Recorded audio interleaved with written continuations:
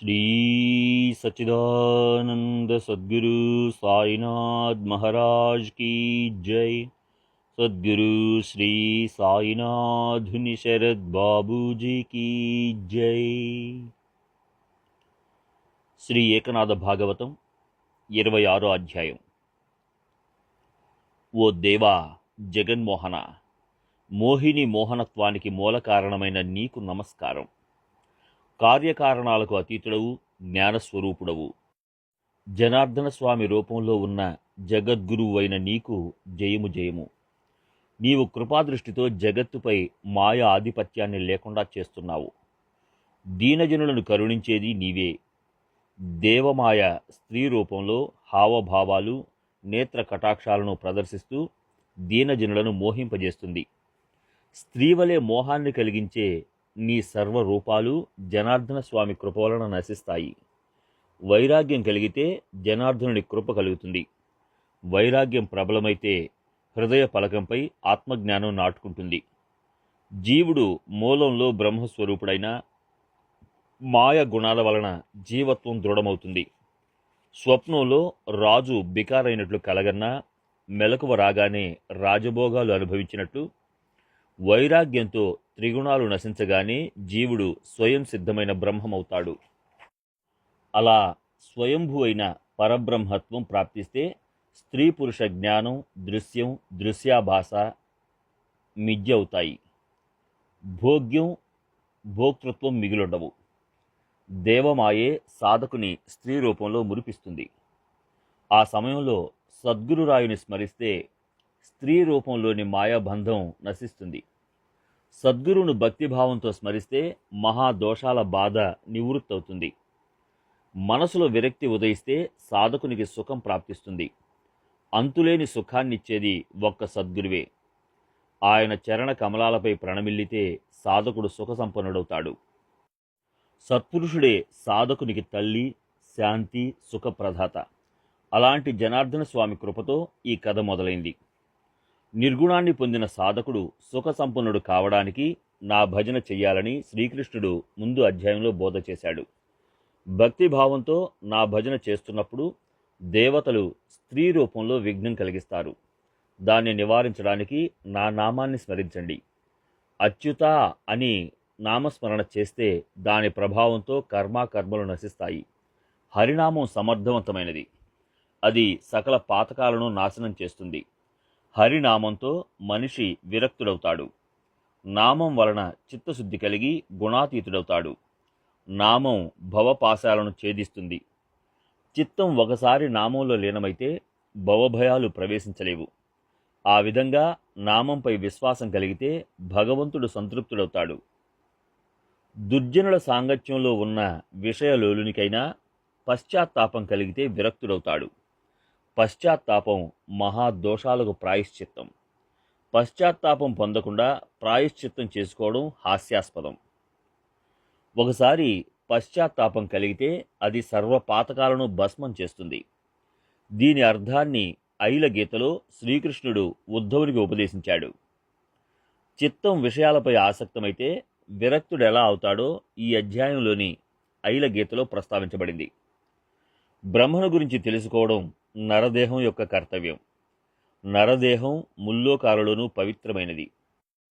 మానవుడు ఈ దేహంతో అధర్మాన్ని ఆచరిస్తే పరబ్రహ్మ లభ్యం కాడు. అందుచేత పరమపావనమైన భాగవత ధర్మాన్ని ఆచరించాలి.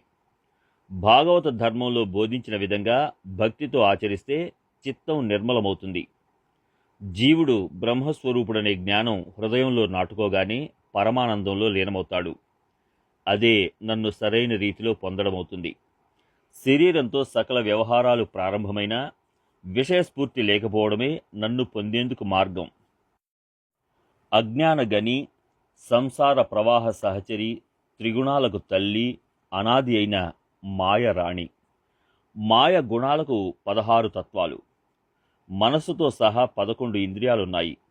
5 విషయాలు 16 కళలతో వాసనాత్మక లింగదేహం తయారై జీవుని బద్ధుని చేస్తుంది. ఆ లింగదేహం వలన జీవుడు నానా రకాల సుఖదుఖాల రాశిని సహిస్తాడు. స్వర్గ నరకాల సుడులలో చిక్కుకుని జనన మరణ చక్రంలో పరిభ్రమిస్తుంటాడు. గొడ్రాలుకు కొడుకు వలె జీవునికి సంసారముండదు. వానికి దేహాభిమానం విపరీతంగా పెరిగిపోతుంది. కానీ జీవునికి గురూపదేశం వలన జ్ఞానప్రాప్తి కలిగితే మాయ నశిస్తుంది. లింగ దేహం వ్యర్థమవుతుంది. జీవభావం మిథ్య అవుతుంది. సూర్యుడు ఉదయించగానే అంధకారంతో సహా రాత్రి లుప్తమైనట్లు గురూపదేశంతో జ్ఞానం లభించగానే మాయ విచ్ఛిన్నమవుతుంది. అదేవిధంగా గుణదోషాలు నశిస్తే మనిషి జీవన్ముక్తుడవుతాడు. కుమ్మరివాడి చక్రం ఒకసారి తిప్పితే వేగం తగ్గే వరకు తిరుగుతున్నట్లు ప్రారబ్ధ కర్మ నశించే వరకు ఆత్మజ్ఞాని సకల కర్మలను ఆచరిస్తున్నప్పటికీ దేహాభిమానం కలిగి ఉండడు. నీడకు బాధ కలిగించినా పూజించినా హర్షం విషాదం కలుగనట్లు ఆత్మజ్ఞాని దేహంతో సచేతనంగా ఉంటాడు. అతను దైవికంగా విషయలోలుడైనా ఆ దోషాలలోని అంటరానితనం బుద్ధిని మలినం గావించదు. ఎండమావిలో నీరు తాగితే చేతికి తడి అంటనట్లు విషయాలు మిథ్య. ఆకాశ పుష్ప సుగంధ పరిమళాన్ని భ్రమరం సేవిస్తే జ్ఞాని విషయబద్ధుడవుతాడు. ఇది ఎంత అసంభవమో అలా తర్కానికి అతీతంగా ఉంటుంది ముక్తుని స్థితి. అయినప్పటికీ ముముక్షువులకు ఆత్మజ్ఞానం ప్రాప్తించడానికి శ్రీకృష్ణుడు నియమాలను బోధిస్తున్నాడు. విషయ సుఖాలలో ఉదర పోషణలో ఆసక్తులై స్వధర్మాన్ని త్యజించి అధర్మంలో అలమటించే వారిని అధర్మవర్తనుడు అంటారు. అలాంటి వారితో స్నేహం చేయవద్దు. దుష్ట జంతువుల సాంగత్యంలో మంచి ఆవు కొంతకాలం గడిపితే జీవితాంతం మెడలో కర్రతో జీవించవలసి వచ్చినట్లు దుర్జనుల సాంగత్యం అంతులేని అనర్థాన్ని కలిగిస్తుంది. ముముక్షువు అలాంటి వారి సాంగత్యంలో ఉండకూడదు. కమ్మరివాని కొలిమి దేనినైనా కాల్చినట్లు దుర్జన సాంగత్యం భావుకుడైన భక్తుని భ్రమలో పడేస్తుంది.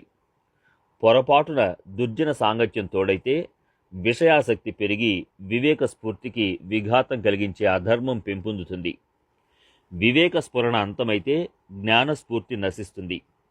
మేఘాలు కమ్ముకున్న అమావాస్య రాత్రి గాఢాంధకారం వ్యాపించినట్లు అజ్ఞానం కబళిస్తే జీవుడు తన మార్గాన్ని తెలుసుకోలేడు. ఒక గుడ్డివానిని మరొక గుడ్డివాడు చేయి పట్టుకుని నడిపిస్తే ఇద్దరూ గుంటలో పడినట్లు అవివేకంతో విషయాందులైన వారు అంధతమం అనే నరకంలో పడతారు. దుర్జనుల సాంగత్యం నరకాన్ని పొందిస్తే పశ్చాత్తాపం విముక్తి కలిగిస్తుంది. ఈ సంబంధంగా శ్రీకృష్ణుడు ఐల గీతను వివరిస్తున్నాడు. పురూరవుని కథ.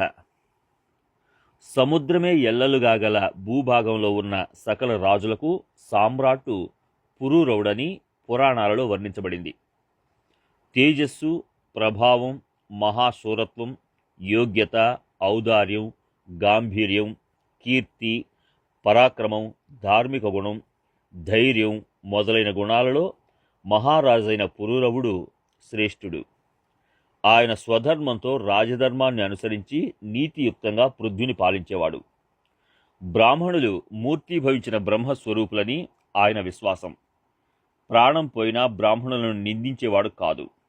గో సంరక్షణ కోసం ప్రాణాలు అర్పించడానికి సిద్ధంగా ఉండేవాడు. పేదవారిని సంరక్షించేవాడు. అలాంటి ధార్మికుడైన పురూరవ చక్రవర్తి ఊర్వశిని మోహించాడు. ఆమె పాశంలో చిక్కుకుని ఆత్మహితాన్ని విస్మరించాడు. ఆ సమయంలో పశ్చాత్తాపంతో ఒక గీతాన్ని గానం చేశాడు. దానిని నేను నీకిప్పుడు వివరిస్తాను. కానీ దానికి ముందు ఆయన కామాసక్తి కథను ఆలకించు. ఆయన తన అంతస్తును మరచి వేశ్యా వ్యామోహంలో వ్యాకులుడయ్యాడు. కామాసక్తి మనిషిని ఎంత పిచ్చివారిని చేస్తుందో ఈ ఐల ఇతిహాసంలో శ్రీకృష్ణుడు వివరిస్తున్నాడు. ఐల అంటే ఇల వలన బుధునికి జన్మించిన పుత్రుడు. ఆయనే పురూరవుడు. రాజైన పురూరవుడు ఊర్వశి పట్ల ఎంత మోహితుడైనాడు. ఆయనకు పశ్చాత్తాపం కలిగి విరక్తి ఎలా ఉదయించిందో వేదాలలో చెప్పబడింది. ఊర్వశి పురూరవుల కథ శ్రీ మహాభాగవతం 9వ స్కంధం 14వ అధ్యాయంలో వివరించబడింది. ఆ కారణంగా శ్రీకృష్ణుడు ఆ కథను విపులంగా వివరించడం లేదు.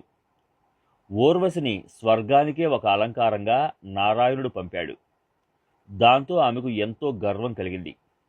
ఆ గర్వ మదంలో నాట్యం చేస్తుండగా లయ తప్పడం గమనించి బ్రహ్మదేవుడు భూలోకంలో జన్మించమని శపించాడు. ఆమె చేతులు జోడించి శాప విమోచనం అర్థించింది. పురూరవుని నగ్నంగా దర్శిస్తే తిరిగి స్వర్గానికి రాగలవని బ్రహ్మదేవుడు వరమిచ్చాడు. ఆ శాపం వలన భూలోకానికి ఏతించిన ఊర్వశి సౌందర్యాన్ని గాంచి పురూరవుడు మోహించాడు. తన స్థాయిని మరచి వేశ్యకు వశమై వివేచనా శక్తిని కోల్పోయాడు. నగ్నంగా కనబడితే తనను వదిలి వెళ్ళిపోతానన్న ఊర్వశి షరతుకు అంగీకరించి ఆమెను తీసుకొచ్చాడు. ఆ ఊర్వశి సహవాసంలో రాజుకు కామాసక్తి ఉధృతమైంది. ఆమె విలాసాలలో పగలు రాత్రి అనే భేదం లేకుండా చాలా కాలం గడిచిపోయింది. స్వధర్మాచరణను కూడా విస్మరించాడు. నిత్య నియమాల పట్ల నిర్లక్ష్యం, విలాసకేళిలో అతిరిక్తత పెరుగుతూ పోయింది. ఆమె తన పాప పరిహారార్థం 2 పొట్టేళ్లను తెచ్చి రాజుతో వాటిని తన పుత్రుల వలె పెంచాలని శపథం చేయించుకుంది. ఆ 2 పొట్టేళ్లు అశ్విని కుమారులు. ఊర్వశి శాప విమోచనార్థం పురూరవుని మోహం నుండి ఊర్వశిని విడిపించి స్వర్గానికి తీసుకుని పోవడానికి ఇంద్రుడు వాటిని పంపాడు. ఒక రాత్రి దొంగలు ఆ 2 పొట్టేళ్లను దొంగిలించుకెళ్లారు. అవి మే మే అని కేకలు పెట్టసాగాయి. ఆ కేకలు విని ఊర్వశి దుఃఖంతో వ్యాకులితమై, నీకు కొంచెం కూడా పౌరుషం లేదు, ధైర్యవంతుడనని వ్యర్థంగా ప్రగల్భాలు పలుకుతుంటావు. నా పిల్లలను దొంగలు ఎత్తుకెడుతుంటే సంరక్షించడం నీకు చేత కాదా అని నిందిస్తూ నుదురు బాదుకోసాగింది. అంతులేని ఊర్వశి దుఃఖాన్ని చూసి రాజు వెంటనే శస్త్రాలు చేబూని ఆ పొట్టేళ్లను విడిపించడానికి వెళ్ళాడు. ఆ తొందరలో తన పీతాంబరం ఊడిపోవడం గమనించలేదు. రాజు చోరులను నిర్జించి పొట్టేళ్లను విడిపించుకుని వస్తుండగా అకస్మాత్తుగా ఆకాశంలో మెరుపు మెరిసింది. ఆ వెలుగులో రాజు నగ్న శరీరం ఊర్వశి కంటబడింది. వెంటనే ఊర్వశి రాజును విడిచి స్వర్గానికి బయలుదేరింది. ఆమె వియోగంలో రాజు విహ్వలుడయ్యాడు. ఊర్వశి వియోగం. పృథ్వీపాలన చేయడంలో వరిష్ఠుడు, స్వధర్మంలో శ్రేష్ఠుడు, ధర్మబద్ధంగా శత్రువులను సంహరించడంలో ప్రచండ పరాక్రమవంతుడు, ప్రతాపంలో మహావీరుడు, వేదశాస్త్ర పారంగతుడు, సర్వలోకాలకు వంద్యుడైన పురూరవుడు అన్ని విధాలా ఆ వేశ్యకు దాసుడయ్యాడు. దేవదానవుల ముందు తలవంచని వాడు, అవమానాన్ని సహించని వాడైన ఆ రాజు తన ఔన్నత్యాన్ని మరచి ఒక వేశ్య ముందు దీనుడైనాడు. ఊర్వశి వెళ్ళిపోవడం గమనించి ఆ రాజు నగ్నంగానే ఆమె వెంటబడ్డాడు. దుఃఖంతో వెక్కి వెక్కి ఏడుస్తున్నందున ఆయన నోటి నుండి మాటలు స్పష్టంగా వెలువడటం లేదు. ఒకసారి నన్ను చూస్తే నా హృదయ రహస్యాన్ని నీకు వివరిస్తాను. నీవు ఒక్క క్షణం కలువకపోతే నా ప్రాణజ్యోతి ఆరిపోతుంది. నా పూర్వీకులపై శపథం చేసి చెబుతున్నాను, నీ మాటను ఉల్లంఘించను. ఇది సత్యం. నీకు కోపం రావడానికి కారణమేమిటో, ఏం జరిగిందో నాకు చెప్పు. నీవు నడుస్తుంటే నీ పాదాలలో రాళ్లు గుచ్చుకుంటాయి. నీవు ఎక్కడికి పోతున్నావు? నీతో సమంగా నేను రాలేకపోతున్నాను. ఆగు, వెళ్ళవద్దు, కొంచెం నిలువు. ఒకసారి వెనుకకు తిరిగి నా వైపు చూడు అని ఆమె పాదాలు పట్టుకోబోగా ఆమె దొరకకుండా వెళ్ళిపోయింది. గొప్ప గొప్ప రాజులు, మహారాజులు సాష్టాంగ ప్రణామం చేసే రాజాది రాజు వేశ్య పాదాలపై పడుతున్నాడు. అలా కామం చేష్టలు విలక్షణం. నాకు నీపై ఎంతో ఇష్టం. నీకోసం నా మనసు తపిస్తున్నది. నీవు అంత కర్కశంగా ఎందుకున్నావు? అంత క్రోధం దేనికి అని ఆ రాజు విరహంలో విచలితుడు కాగా నిస్సత్తువ ఆవరించింది. ఊర్వశి హితబోధ. ఊర్వశితో కేళీ విలాసాలలో రాజుకు సూర్యాస్తమయాల ధ్యాస కూడా కలగలేదు. పూర్తిగా మదనుని వశుడయ్యాడు. ఊర్వశితో నిరంతరం ఉండడంతో ఆమెపై ప్రేమ అధికం కాసాగింది. రాజు ఆమెపై ఆసక్తుడైనాడు. ఊర్వశి కూడా విలాసాలతో అలరించినందున కాలగమనం, ఆయుష్ తరిగిందన్న స్ఫురణ కూడా ఆయనకు లేదు. అగ్నిలో నేతిని ఆహుతి చేస్తే మంటలు పైపైకి ఎగిసి పడుతున్నట్లు స్త్రీ సంగమంతో కామం ఉధృతమవుతుంది. స్త్రీ విషయంగా ఆలోచించడం తుచ్చం. రాత్రింబవళ్లు రమిస్తున్న రాజుకు వైరాగ్యం కలగలేదు. ఆయన మనసు ఊర్వశిలో చిక్కుకుపోయింది. రాజు ఆమె కరుణకై ప్రాధేయపడసాగాడు. కానీ ఆమె రాజు వంక తిరిగి చూడకుండా త్వరగా ముందుకు వెళ్ళింది. ఊర్వశి కనుమరుగయ్యేసరికి రాజు అటు ఇటు చూసి పెద్ద పెట్టును ఆక్రోశిస్తూ మూర్ఛపోయాడు. ఆ దశలో దశ దిశలు తిరుగుతూ అకస్మాత్తుగా కురుక్షేత్రం వచ్చాడు. అక్కడ ఆకాశంలో ఊర్వశి కనబడింది. ఆమెను చూడగానే రాజు, ఓ ఊర్వశి, పరుగునరా, నాపై ప్రసన్నంకా, నన్ను ఆలింగనం చేసుకో అని అర్థించగా ఊర్వశి, అరే విషయాంధ, ఈ మూర్ఖత్వాన్నంతా ఇక విడిచిపెట్టు. ఓ మహారాజా, మమ్ములను నమ్మవద్దు. మాలాంటి స్త్రీల సాంగత్యంలో నేటి వరకు ఎంతమంది చిక్కుకున్నారో లెక్కలేదు. అందుచేత నాపై ఆసక్తిని విడిచి విరక్తుడవై పరమార్థం వైపు మరలు. చాలా కాలం నాతో విలాసాలలో తేలియాడినా ఇంకా నీకు విరక్తి కలగలేదా? కామాసక్తిని విడిచి నిజమైన స్వార్థాన్ని సాధించమని హితబోధ చేసింది. రాజు ఆమెను, ఓ బామిని, నన్ను ఒక్కసారి ఆలింగనం చేసుకుని సంతోషపెట్టు అని దీనాతిదీనంగా వేడుకున్నాడు. రాజు ఆర్తిని గ్రహించి ఊర్వశి హృదయం చెమర్చి తన పూర్వ చరిత్రను రాజుకు చెప్పసాగింది. స్వర్గంలోని అందమైన అప్సరసను నేను. బ్రహ్మశాపం వలన భూలోకానికి వచ్చాను. నీవు పుణ్యాత్ముడవు కాబట్టి నీ సాంగత్యంతో నాకు శాప విముక్తి లభించింది. నా శాపం తీరినందున ఇక ఈ లోకంలో మన కలయిక సంభవించదు. నేను స్వర్గలోకానికి పోతున్నాను అన్న ఊర్వశి మాటలు విని రాజు విరహంతో విలపించసాగాడు. అప్పుడు ఆమె మనసు కరిగి ఒక మంచి ఉపాయం చెప్పింది. ఆమె గంధర్వుని ప్రార్థించి రాజుకు ఒక అగ్నిహోత్రాన్నిచ్చి, ఓ రాజా, అగ్నితో యజ్ఞం చేస్తే నేను నీకు లభిస్తాను. కానీ రాజు ఊర్వశి వియోగంలో వ్యధితుడైనందున ఆ అగ్ని పాత్రను విసిరి పారేసి దుఃఖాతిరేకంతో రాజభవనానికి తిరిగొచ్చాడు. రాజు మనసంతా ఊర్వశిపై ఉన్నందున స్వప్నంలో ఊర్వశి కనబడింది. అప్పుడు ఆయన త్వరగా అగ్నిహోత్రాన్ని వెతకడానికి వెళ్ళాడు. అక్కడ ఆయనకు ముళ్లతో ఉన్న ఒక అశ్వత్థ వృక్షం కనబడింది. అశ్వత్థ వృక్షాన్ని సమిదలుగా పవిత్రమైన అగ్నిని రగిలించి యజ్ఞం చేసి కామసుఖం కోసం ఊర్వశి లోకానికి వెళ్ళాడు. అక్కడ ఊర్వశితో కామసుఖాలలో తేలియాడుతుంటే విరక్తి కలిగింది. పశ్చాత్తాప్త అంతఃకరణంతో పలికిన పలుకులే ఐలగీతగా ప్రసిద్ధికెక్కింది. పశ్చాత్తాపం, విరక్తి, ఐలగీత. ఐలగీతలో పేర్కొన్న పశ్చాత్తాపాన్ని గూర్చి వింటే పరస్త్రీతో తిరిగిన దోషం నశించి శ్రోతలు పాపరహితులవుతారు. సాధకునికి మదనుని బాధ ఉండదు. మదించిన ఏనుగు ఆడ ఏనుగు పొందు కోసం నానా రకాల ఆపదలను సహించినట్లు ఊర్వశి సాంగత్యంలో పురూరవుడు దుఃఖాన్ని సహించి విరక్తుడయ్యాడు. ఊర్వశిపై మోహితుడైన పురూరవ రాజుకు ఆమెపై పూర్తిగా ఏవగింపు కలిగింది. వైరాగ్యంతో పశ్చాత్తప్తుడై ఇలా మాట్లాడసాగాడు. నా మోహం వలన విషయ వాసనలు ఉవ్వెత్తున పైకి లేచాయి. నా వలన గొప్ప అనర్థం జరిగింది. నా ఆయుష్ను వ్యర్థంగా వెచ్చించాను. మెడపై ఉన్న ఊర్వశి అనే పదునైన కత్తి ఎంత ఆయుష్ను ఛేదించిందో నాలాంటి మూర్ఖునికి అంతుపట్టదు. స్త్రీ ఆలింగనం అంటే విషపు తీగను మెడకు చుట్టుకున్నట్లే. అది నా వివేకాన్ని అంతం చేసి ఆయుష్ను భస్మం చేసింది. విషయాసక్తుడనై స్త్రీలపై ఆసక్తితో ఆమెను ఆలింగనం చేసుకుని నేను నా మెడ చుట్టూ దావాగ్నిని రగిలించాను. నా ఆయుష్ అనే వనాన్ని భస్మం చేసింది. వివేకమనే నేలను దహించి వేసింది. నరదేహంలో ఉత్తమోత్తమం అమూల్యమైన ఆయుష్ను వృధా చేశాను. నా కర్మ తగలబడిబోవుగాక.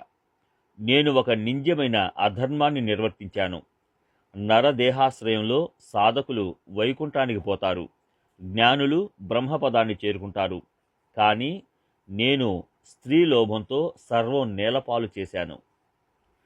కోట్లాది సువర్ణరాశులు సమర్పించిన అమూల్యమైన మానవ జీవితంలో ఒక్క క్షణం కూడా లభించదు. అలాంటిది ఆయుష్నంతా నష్టపరిచి విఘాతం కలిగించాను. సాధువులకు హితం చేకూర్చడానికి రోజు సూర్యుడు ఉదయిస్తాడు. సాధకులు అనుక్షణం దానిని సద్వినియోగం చేసుకుని పరమార్థాన్ని సాధిస్తారు. అదే సూర్యుడు కామాసక్తులైన పురుషుల ఆయుష్ను తగ్గించేస్తాడు. కానీ ఆ విషయం వారికి తెలియదు. ఇది అధఃపతనానికి మూల కారణం. ఇతరుల సంగతి ఎందుకు? నేను ఊర్వశి స్నేహం వలన నా ఆయుష్ను నాశనం చేశాను. ఈ హాని ఎవరు చేశారని చెప్పను? లోకహితం కోరి రోజు సూర్యుడు ఉదయిస్తాడు. నేను పురుషుడినై ఉండి ఈ విషయం తెలుసుకోలేదు. ఊర్వశి సాంగత్యంలో నేను మధోన్మత్తుడనై ఎన్నో సంవత్సరాలు వృధా చేశాను. ఎన్ని సూర్యోదయాస్తమయాలు గడిచిపోయాయో నాకు వాటి ఎరుక లేదు. ఊర్వశి అధరామృత పానంతో మోహితుడనయ్యాను. మద్యం మత్తు రెండవ రోజుకు దిగిపోతుంది. ధనం మత్తు దరిద్రం రాగానే వదిలిపోతుంది. యవ్వన మదం శక్తి క్షీణిస్తే పోతుంది. కానీ స్త్రీ సాంగత్యంలోని మత్తు దిగిపోదు. నరదేహం ఆయుష్ దుర్లభం, మళ్ళీ తిరిగి రావు. నేను ఆ ఊర్వశి స్నేహంలో మైమరచిపోయాను. ఆమె దోషారోపణ పాలవుగాక. నేను నిర్భయుడను, అందరినీ రక్షించే రాజును. ఆ ఊర్వశి నన్ను నగ్నం గావించింది. ఈ నా అవమానకర పరిస్థితిని ఎవరితో చెప్పుకునేది అంటూ వెక్కి వెక్కి ఏడసాగాడు. నా స్వహితాన్ని ఆమె దొంగిలించింది. ఆ సమయంలో ఆమెను చావు దెబ్బ కొట్టాలనుకున్నాడు. కానీ వెంటనే ఆయనలో వివేచన మొదలైంది. దీనిలో ఆమె తప్పేమున్నది? నేను అనాలోచితంగా చేసిన పనికి నాకు ఈ దుర్దశ కలిగింది. కామాసక్తితో నేను జీవితాన్ని నాశనం చేసుకున్నాను అని పెద్ద పెద్దగా ఆక్రోశిస్తూ కేకలు పెడుతూ మదనుడు నన్ను నగ్నం గావించాడు. నేను నా ఆయుష్ను వ్యర్థంగా గడిపాను. ఇంతకంటే హాని జగత్తులో వేరేదీ లేదు. మహాపరాక్రమవంతులు మణిమకుటదారులైన రాజులంతా నా పాదాల చెంత శరణు వేడుతారు. కానీ నేను ఒక క్షుద్ర వేశ్య పాదాలను ఆశ్రయించాను. ఇది నా లజ్జా విహీనతకు పరాకాష్ట. నేను ఆజ్ఞాపిస్తే సకల రాజులు శిరసావహిస్తారు. కానీ నేను సునకంలా వేశ్య ఆజ్ఞకు లోబడి జీవించాను. గారడివాడు కోతిని ఆడించినట్లు ఊర్వశి ఆడమన్నట్లుగా ఆడాను. నేను సార్వభౌముడనైనా నాకు నిందాకరమైన ఫలం ప్రాప్తించింది. సకల రాజులు నన్ను ఆదరిస్తారు, నా చరణాలకు అభివందనం చేస్తారు. కానీ నేను హీన దీనుడనై అతి దరిద్రుడనై ఊర్వశి ఆధీనమయ్యాను. స్త్రీని ప్రసన్నం చేసుకోవడానికి నాకు ఆమె పాదాలు పట్టుకునే అనుచిత కర్మను ఆచరించవలసి వచ్చింది. అలా కామాసక్తుడను కావడానికి మదనుని దాడే కారణం. సముద్ర పరివేష్టిత భూభాగానికంతా సార్వభౌముడనైన నేను ఒక వేశ్య చుట్టూ తిరిగాను. స్త్రీ అంటే సాకారమైన మాయ, భ్రమ. అందుకని ఆమెను ప్రమద అంటారు. ఆమె సాంగత్యంలో ఎందరో గొప్పవారు చిక్కుకున్నారు. స్త్రీ, వస్త్రం, భూషణం మాయ లక్షణాలు. వాటిలో పెద్ద పెద్ద వారంతా మోహితులైనారు. అలాగే నేను కూడా స్త్రీ మోహంలో పామరుడనయ్యాను. నా చేతులు నాకే బాధ కలిగించాయి. ఊర్వశి బాహాటంగా స్వైర విహారం చేసే వేశ్య. అనేక మంది ఆమెతో కామకేళి జరిపారు. కానీ అలాంటి స్త్రీపై నేను మరులుగొన్నాను. ధర్మపత్నితో రమిస్తే స్వధర్మానికి హాని కలగదు. కానీ నన్ను దుష్కర్మ ఆవహించడంతో ఆ వేశ్యపై మోహితుడనయ్యాను. పరస్త్రీని అభిలషించినవాడు తప్పక నరకానికి పోతాడు. తన భార్యతో కూడా అమితాసక్తులైతే అధోగతి తప్పదు. స్త్రీలు హరిహరులను కూడా మురిపిస్తారు. గొప్ప గొప్ప ఋషులు, మునులను కూడా మోహపాశంలో బంధిస్తారు. రాజ్యం, రాజవైభవం సర్వం వేశ్య చరణాలకు సమర్పించి సకల రాజులకు తలమానికమైన నేను ఆమె పాదదాసుడనయ్యాను. మదనుని లీలలు విచిత్రం. నన్ను స్త్రీ ఆధీనం గావించాడు. నా వంటి రాజాదిరాజునే ఆ వేశ్య ఈసడించుకున్నది. నన్ను గడ్డిపోచతో సమానంగా తీసిపడేసింది. ఆమె ముందు పోవడం చూసి నేను తొందరలో నగ్నంగా పరిగెత్తుకుని వెళ్ళాను. సిగ్గు విడిచి ఆక్రోశించాను. కానీ ఆమె నా వైపు చూడనైనా లేదు. ఉన్మత్త పిశాచి వలె నగ్నంగా ఏడుస్తూ ఆమె వెనుక పరిగెత్తాను. నేను ఏడుస్తూ, పడుతూ, లేస్తూ సిగ్గు లేకుండా పరిగెత్తుతున్నా ఆమె చెలించలేదు. ఆ మోహం వలన కలిగిన అనర్థం అవమానకారకమైంది. నేను చాలా గొప్ప రాజరాజేశ్వరుడనన్న గర్వం నాకుండేది. అలాంటి వాడిని ఆ వేశ్య చెంత దీనుడనై గడిపాను. పనివాని వలె పరుగెత్తాను. ఆడగాడిద చూపుకు కరిగిపోయి మగగాడిద పరుగున వెళ్ళి దానితో సరసాలు పడుతుంది. కానీ అది కాలితో తన్ని దూరంగా ఉంచినట్లు ఆమె నన్ను తిరస్కరించింది. ఆ గాడిద వలె నేను కూడా మూర్ఖంగా వ్యవహరించాను. కామం పట్ల ఆమె ఉదాసీనంగా ప్రవర్తించింది. నేను ఆసక్తుడనై వెంటబడ్డాను. నా పరాక్రమాన్ని గురించి చెప్పడానికి నాకు సిగ్గుగా ఉంది. అలా స్త్రీ ఆసక్తిలో లీనమైన వాని యోగ యాగ అనుష్ఠానాలు సర్వం వ్యర్థం. స్త్రీ సాంగత్యంలో ఆసక్తుడైన వాని విద్య, శ్రవణం, తపం, ధ్యానం, త్యాగం, సన్యాసం, ఏకాంతవాసం, మౌనం అన్నీ బూడిదలో హవనం చేసినట్లు నిష్ఫలం. చిత్తం కామంలో నిమగ్నమైన వాని నియమ నిష్టలన్నీ వ్యర్థం. చతుర్విధ పురుషార్థాలతో కూడిన పరమ పావనమైన నరదేహంతో నిస్వార్థంగా భజన చేస్తే సనాతన బ్రహ్మను పొందుతాడు. జనన మరణాలు నశిస్తాయి. భక్తితో హరిస్మరణ చేస్తే మహాపాతకాలు భస్మమవుతాయి. అలాంటి అమూల్యమైన నరదేహాన్ని పొంది వేశ్యా వ్యామోహంలో చిక్కుకున్నాను. ఈ నా స్థితి చాలా హేయమైనది. ఎంతో శ్రేష్ఠుడను, జ్ఞానిని అనుకునేవాడిని. కానీ అజ్ఞానులలోకెల్లా అజ్ఞానిని. నిజమైన హితవు నాకు తెలియలేదు. నేను వేశ్య ఆధీనంలో ఉన్నాను. నరదేహం వంటి అమూల్యమైన నిధి ప్రాప్తించినా జ్ఞానాభిమానాన్ని ధరించి స్వహితం కోసం సాధన చేయలేదు. నాది ఎంత మూర్ఖత్వం! ముందు జరగబోయే అనర్థం తెలియక కామంతో ఎద్దు ఆవు వెంట పడ్డట్లు, గాడిద ఆడగాడిద వెనుక పరిగెత్తినట్లు నిర్లజ్జగా విషయెచ్చలో కాలం వృధా చేశాను. కామకేళి తరువాత విరక్తి కలుగుతుందన్నవాడు మూర్ఖుడు. విషయ లాలస అధోగతికి తీసుకుపోతుందనేది నా ప్రత్యక్ష అనుభవం. సత్యయుగం నుండి నాకు ఆయుష్షు, సార్వభౌమత్వ వైభవం ప్రాప్తించాయి. ఊర్వశి స్వర్గంలో తన స్వార్థం కోసం నాతో సకల విలాసాలలో తేలియాడింది. అలా అనేక సంవత్సరాలు గడిచిపోయినా నాకు విరక్తి కలగలేదు. స్త్రీ అధర చుంబనం అమృతమనేది మూర్ఖుల ప్రేలాపన. అది అమృతం కాదు, ఉన్మాదం కలిగించే మద్యం. అది చిత్త చాంచల్యాన్ని కలిగిస్తుంది. స్త్రీల అధరామృత మాధుర్యం ముందు మత్తు పదార్థాలన్నీ తుచ్చం. అవి తాత్కాలిక అనర్థాన్ని కలిగిస్తాయి. తన స్వార్థరాశిని నష్టపరుస్తాయి. కోట్లాది నేతి రాసులు పోసినా అగ్ని శాంతించనట్లు స్త్రీ సాంగత్యం నుండి విరక్తి కలుగదు. హృదయంలో వివేక ద్వీపం జ్వలించగా మదనుని మత్తుకు విరుగుడేమిటో తెలిసింది. విషయాసక్తి వీడకనే విషయత్యాగం చేసినా వాసనలు నశించవు. ప్రీతితో విషయాలను సేవిస్తుంటే విరక్తి ఎలా కలుగుతుంది? దీనికి నివారణోపాయాన్ని, స్త్రీ విషయత్యాగం పట్ల సరైన విచారాన్ని రాజు ఇప్పుడు వివరిస్తున్నాడు. స్త్రీ పట్ల వ్యామోహం సహజమైన పురుషుడు ఆమెను బలాత్కరించడు. అందుకోసం వేశ్యను ఆశ్రయిస్తాడు. ఆమె హావభావాలకు మోహితుడవుతాడు. వేశ్య ఓరచూపు పురుషుని బంధిస్తుంది. ఆ బంధాన్నుండి నారాయణుడు తప్ప ఎవరు విడిపించగలరు? మాయ గుణాల వలన కామోద్రేకం కలుగుతుంది. అజ్ఞానం దానిని పెంచుతుంది. మాయను నియంత్రించే ఈశ్వరునికి మాత్రమే ఆ మదనుని పీడను అంతం చేసే శక్తి ఉంది. స్వరూపంలో రమిస్తూ ఆనందరూపమైన ఆత్మారాముడు సర్వ విషయాలను నివారించి ఆత్మస్వరూప విషయైక భ్రమను దూరం చేయగలడు. సుఖాలను అనుభవిస్తూ అభోక్తగా ఉండే అనంతుని శరణు వేడితే విషయ వికారాలు బాధించలేవు. స్త్రీ సాంగత్యాన్ని నుండి విముక్తి ప్రసాదించగలవాడు ఆయన ఒక్కడే. అధోగతి నుండి కాపాడి అధోక్షజుడు భక్తులను ఆదుకుంటాడు. ఆయనను శరణు వేడితే కామాసక్తిని నివారించగలడు. ఆ రాజు కామాసక్తితో అలసిపోయాడు. విషయ సంబంధంతో అంతర్బాహ్యాలు ఉదాసీనమయ్యాయి. కానీ అంతఃకరణంలోని వాసనలు వీడిపోలేదు. అనన్యభావంతో హరి శరణు వేడితే వాసనలు నశిస్తాయి.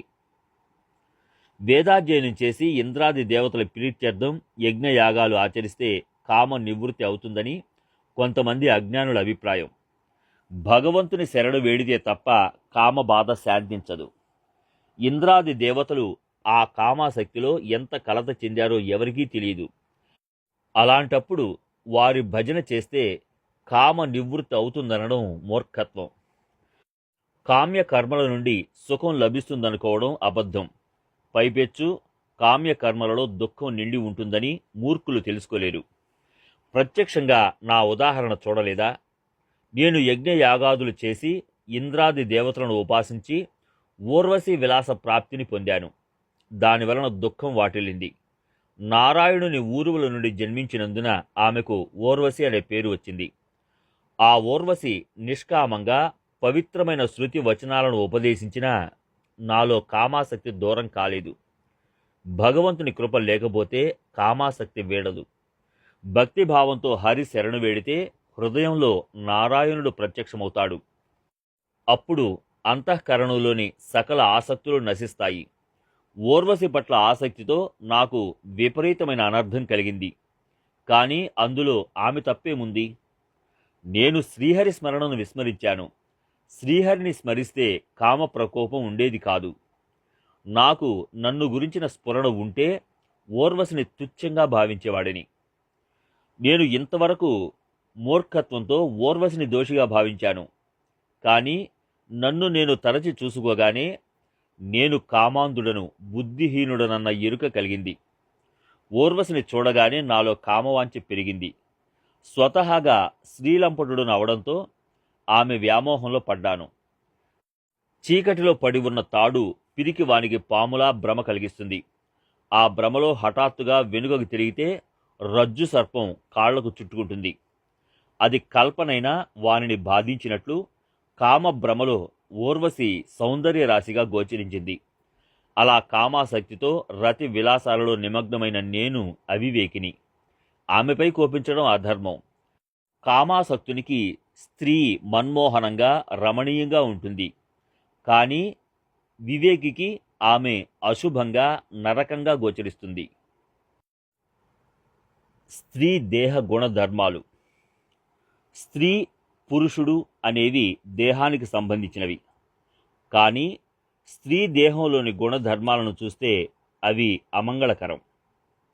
స్త్రీ దేహం నిత్య నూతనమైన మైలగని, రజస్సుల ప్రవహించే దుర్గంధభరితమైన కాలువ, మాలిన్యంతో నిండిన సంచి, దోషాలకు జన్మస్థానం, వికల్పాలకు ఆశ్రయస్థానం. మహా దుఃఖానికి ఆలవాలమైన స్త్రీ వలన పురుషుడు అధఃపతనమవుతాడు. స్త్రీ ఉద్వేగాన్ని పెంపొందిస్తుంది. పిల్లి శుచిర్భూతుడైన వాని ఇంట స్వయం పాకానికి చెందిన అనేక పాత్రలను అపవిత్రం చేసినట్లు స్త్రీల సాంగత్యం ఒకసారి మెడకు తగులుకుంటే వదలదు. స్త్రీ సాంగత్యాసక్తిలో నేటి వరకు లెక్కలేనంత మంది నాశనమయ్యారు. దానిని కామాసక్తులు సుఖంగా భావిస్తారు. ఎండమావి జలాల్లోని కమలంలా స్త్రీ వదనం సుందరంగా, దరహాసంగా, రమణీయంగా, సుకుమారంగా ఉంటుందని కామమోహితులు వర్ణిస్తారు. కానీ స్త్రీ ముఖాన్ని జాగ్రత్తగా అవలోకిస్తే శ్లేష్మంతో నిండి ఉంటుంది. విషాన్ని అమృతమని పిలిచినట్లు ఆమె ముఖాన్ని చంద్రబింబంతో పోలుస్తారు.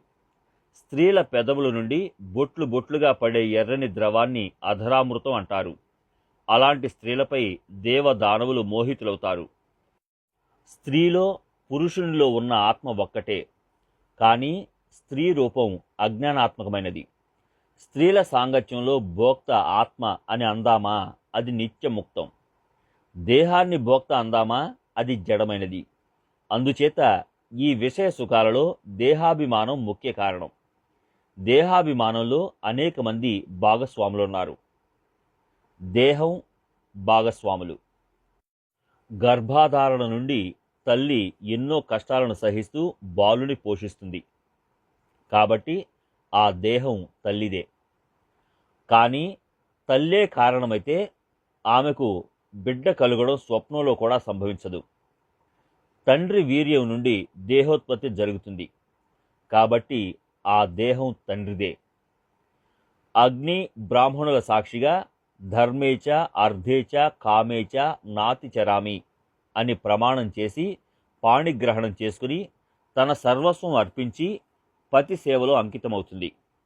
అందువలన ఆమెకు తప్పక ఇహంలోనూ పరంలోనూ సుఖం ప్రాప్తిస్తుంది. ఆ ధర్మపత్నిదే ఈ దేహం అని కొంచెం ఆలోచిస్తే అర్థమవుతుంది. సహృదయులు, బంధువులు, మిత్రులు అందరూ ఈ దేహం వలన సుఖిస్తారు. కాబట్టి ఈ దేహం వారిదే అని బోధపడుతుంది.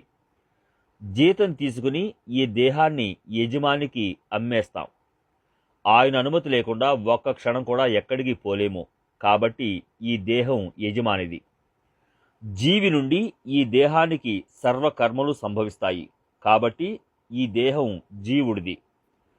చివరకు మాత, పిత, స్త్రీ, పురుషుడు, ఆప్తమిత్రులు అందరూ కలిసి ఈ దేహాన్ని దహనం చేస్తారు. ఈ దేహం అగ్నిది అని విజ్ఞులు అంటారు. అలా ఈ దేహానికి 8 మంది భాగస్వాములున్నారు.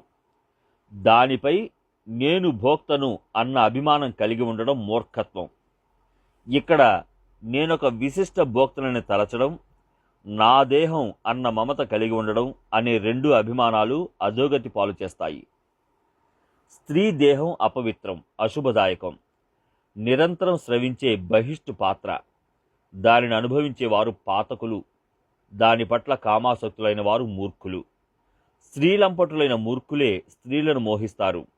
కమలం లాంటి ముఖం, చంద్రబింబం లాంటి అందం, సరళమైన ముక్కు, నాజూకుగా సుకుమారమైన శరీరమని వర్ణిస్తారు. అటువంటి సుందరమైన స్త్రీ లభించినందున నేనెంత భాగ్యవంతుడను అని కామాసక్తితో భ్రాంతులైన వారు తలపోస్తారు. కానీ పరస్త్రీ దేహాన్ని గూర్చి ఆలోచిస్తే అసహ్యం పుడుతుంది. ఆమెను మూర్ఖులే రమించగలరు. స్త్రీ దేహాన్ని గమనిస్తే ఒక ఎముకల కళేబరం నిలబడినట్లు ఉంటుంది. అది కండలు, రక్తం మొదలైన వాటితో బలిష్టమైంది. రక్త మాంసాలను కలిపి ఆ కళేబరానికి అతికించినట్లుంటుంది. ఎముకలకు చుట్టుకుని ఉండే దానిని మజ్జ అంటారు. ఎముకలలో ఉండే దానిని కొవ్వు అంటారు. దానిపై ఉండే ముసుగును త్వచ అంటారు. ఆ దేహం మలమూత్రాలకు ఆలవాలం.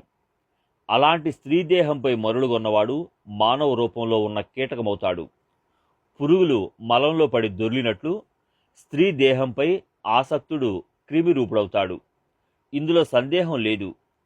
అలా ఆలోచిస్తే స్త్రీ దేహం అశుభప్రదమైనది. అది వస్త్రాలంకారాలతో చక్కగా అలంకరించుకుని పురుషుని తనపై మరులు గొలిపేట్లుగా చేస్తుంది. వేటగాడు ఘంటానాదం చేసి పాసం విసురుతాడు.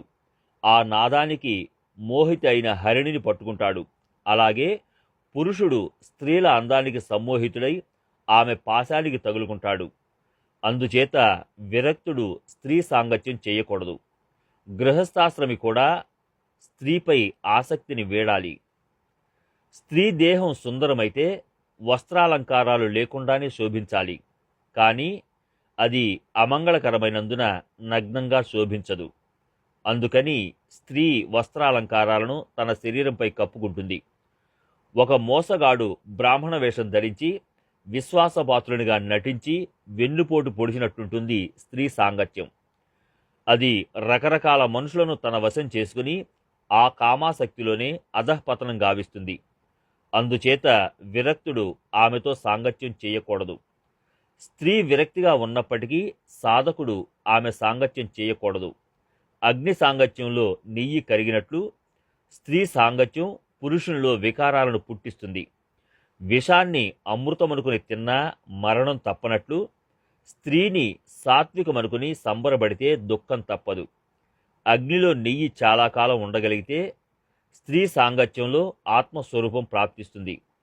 60 సంవత్సరాలు నిల్వ చేసిన నెయ్యి కూడా అగ్ని సాన్నిధ్యంలో క్షణంలో కరిగిపోయినట్లు స్త్రీ సాంగత్యంలో 60 సంవత్సరాల వృద్ధునికి కూడా కామ వికారం కలుగుతుంది.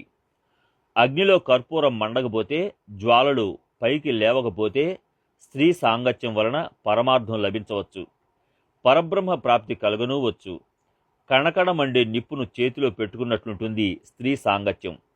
ఆ సాంగత్యాన్ని ఆపేక్షించిన పురుషుడు అనర్థంలో పడతాడు. స్త్రీలోలత్వం అనర్థానికి మూలం. స్త్రీలోలుడైన వానిపై స్త్రీకి ఆపేక్ష కలిగితే ఆ సాంగత్యం కోట్లాది అనర్థాలకు మూలం. విరక్తునికి కూడా స్త్రీ సాంగత్యంలో బ్రహ్మానందం ఉంటుందని స్త్రీలోలుడు ఊరిస్తాడు. దానితో వానికి స్త్రీ సుఖం పట్ల ఆసక్తి ఉదయిస్తుంది. వానికి ఆమె తన భార్య, పరస్త్రీయ అన్న విచక్షణ ఉండదు. మనసుకు నచ్చినట్లు నడుచుకోవడం నేర్పిస్తాడు. అలా స్త్రీలోలుడు మహాపాతకుడు. స్త్రీలోలుడు ప్రవేశించిన చోట అనాచారం పెరుగుతుంది. సకల విధాలుగా అధర్మం పురివిప్పి అనర్థ ఫలాలను అందిస్తుంది. అందుచేత పరమార్థం పొందాలన్న కాంక్ష గలవాడు స్త్రీలోలుని సాంగత్యం చేయకూడదు. వాని సాంగత్యంలో సదా అధర్మం తాండవిస్తుంది. స్త్రీలోలుని సాంగత్యం వీడితే స్త్రీ స్నేహం ఎలా సంభవం? ఆ సాంగత్యం పరమార్థికి ఉపయోగించదు. అందుచేత సాధకుడు స్త్రీ వైపు చూడటం, ఆమెతో సంభాషించడం, స్త్రీతో కలిసి ఏకాంతంగా కూర్చోవడం లాంటివన్నీ విసర్జించాలి. స్త్రీ సాంగత్యంలో గొప్ప గొప్ప జ్ఞానులు కూడా అనర్థం పాలయ్యారు. పరాశర మహర్షి బెస్తవారి కన్యను కలిసిన అరక్షణంలోనే జితేంద్రియత్వం నుండి దిగజారి భ్రష్టుడయ్యాడు. శృంగుని వంటి గొప్ప తపస్వి కూడా వేశ్యలకు వశమయ్యాడు. మహాదేవుని కూడా మోహిని మోహితుని గావించింది. విషయేంద్రియాల కలయిక ఏర్పడితే చిత్తవృత్తులు జ్ఞానిని కూడా మోహంలో పడవేస్తాయి. ఇక అజ్ఞానుల సంగతి చెప్పేదేముంది? మొత్తం మీద స్త్రీ సాంగత్యం తగదు. ఏకాంతంగా కలిస్తే కామోద్రేకం కలుగుతుంది. ఎన్నడూ చూడని వినని విషయాన్ని గూర్చి పురుషుడు మోజు పడడు. కానీ పూర్వం అనుభవించిన విషయం గుర్తుకు వస్తే స్త్రీ సహవాసానికి సంబంధించినవి కాకపోయినా మనోవృత్తులు ఉద్రిక్తమవుతాయి. పురుషుల పూర్వ సంస్కారం హాని కలిగిస్తుంది. ఏకాంతంలో కూర్చున్న వాసనల సంస్కారం ప్రవృత్తిని ప్రకోపింపజేస్తుంది. ముందు రోజు జాగ్రత్తగా దాచి ఉంచిన పక్వాన్నాన్ని తెల్లవారుజామునే లేచి భుజించినట్టు వాసనలలో స్థిరమైన కామం పురుషుని కామాసక్తిని చేస్తుంది. ఆ కామం వలన ఉత్పన్నమైన మోహం భ్రమను కలిగిస్తుంది. కర్మలు తెలియవు. వాసన, కామాసక్తి పరమార్థానికి హాని కలిగిస్తాయి. అందుకని సాధకులు స్త్రీ సాంగత్యం పట్ల ఆసక్తిని త్యజించాలి. మనసులో కామ విచారం ఉదయించగానే పురుషుడు యుక్తిగా బాహ్య ఇంద్రియ వృత్తులను ఆధీనంలో ఉంచగలగాలి. కర్మేంద్రియాలపై దృఢ వైరాగ్యాన్ని కాపలాగా ఉంచగలగాలి. అప్పుడు మనసులో నిర్మితమయ్యే కామం తనంత తాను శాంతిస్తుంది. అనర్థంలో పడటానికి కారణభూతమైన సాంగత్యాన్ని విడనాడాలి. స్త్రీ సాంగత్యాన్ని ఎలా త్యజించాలో రాజు వర్ణిస్తున్నాడు. స్త్రీ సాంగత్యం వర్జనీయం. జ్ఞానులను యోగులను మోసపుచ్చి కామాసక్తులను చేసి మోహితులు గావించే స్త్రీ సాంగత్యం వర్జనీయం. అంతకంటే స్త్రీలోలుర సాంగత్యం అనర్థదాయకం.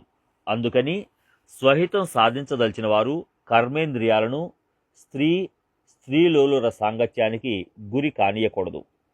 మనసులో కొంచెం విషయచ కలుగగానే తమ ఇంద్రియాలను అదుపులో ఉంచుకుని మనసులోని విషయాన్ని మనసులోనే సమాధి చేయాలి. విషయ వాంఛ, స్త్రీ సాంగత్యం ఈ రెండూ జత కలిస్తే మనసు వెంటనే ఆసక్తమవుతుంది. అరక్షణం స్త్రీ సాంగత్యం కలిగితే జ్ఞానులు కూడా గొప్ప సంకటంలో చిక్కుకుంటారు. స్త్రీ దర్శన మాత్రాన ఇంద్రుడి శరీరమంతా 1000 యోనులైనాయి. గురుపత్ని తారను అభిలషించినందున చంద్రుడు శాశ్వతంగా కళంకితుడైనాడు. శౌబరి గొప్ప తపస్వి, ఋషి. ఆయన చేపల సంభోగం చూసి కామాసక్తుడయ్యాడు. స్త్రీ సాంగత్యం అంత అనర్థకారకం. బ్రహ్మదేవుడు కూడా తన కూతురును చూసి కామాసక్తుడైనాడు. అలా స్త్రీల స్నేహం అనర్థకారకం. దానివలన శంకరుడు తన జితేంద్రియాలపై అదుపును కోల్పోయాడు.